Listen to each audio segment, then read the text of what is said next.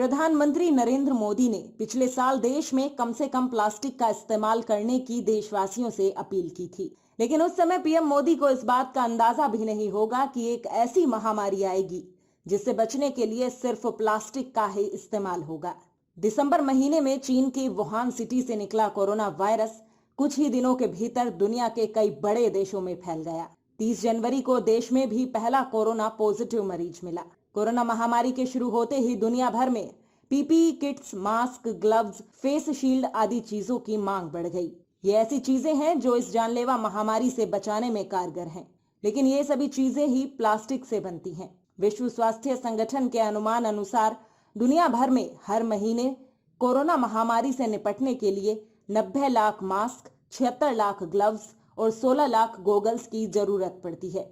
अकेले भारत में ही रोजाना 4.5 लाख पीपीई किट्स बन रहे हैं। कोरोना महामारी से बचने के लिए हम इन सभी चीजों का इस्तेमाल तो कर रहे हैं, लेकिन बड़ी और गंभीर समस्या इस प्लास्टिक को डिस्पोज करना है।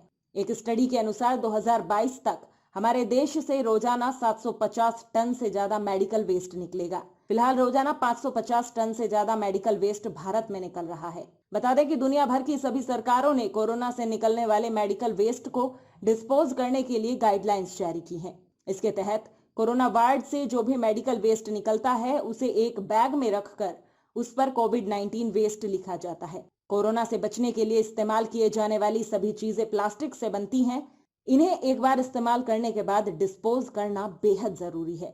कोरोना वार्ड में काम करने वाले सभी डॉक्टर्स और मेडिकल स्टाफ को भी यही सलाह दी जाती है कि कोरोना से बचने के लिए इस्तेमाल किए जाने वाले सभी सेफ्टी इक्विपमेंट्स बाहर निकलने के बाद उतार दें ताकि संक्रमण को फैलने से रोका जा सके। एक स्टडी के अनुसार कोरोना संक्रमित मरीज के संपर्क में आने के बाद पीपीई किट पर वायरस 4 दिन तक जिंदा रह सकता है। WHO का कहना है कि स्वस्थ लोगों को कोरोना से बचने के लिए कपड़े का मास्क पहनना चाहिए, क्योंकि यह धुलने के बाद दोबारा पहना जा सकता है। पीपीई किट, ग्लव्स, मास्क आदि चीजें भले ही उतारकर डस्टबिन में फेंक दिए जाएं, लेकिन फिर भी इनसे संक्रमण के फैलने का खतरा बना रहता है।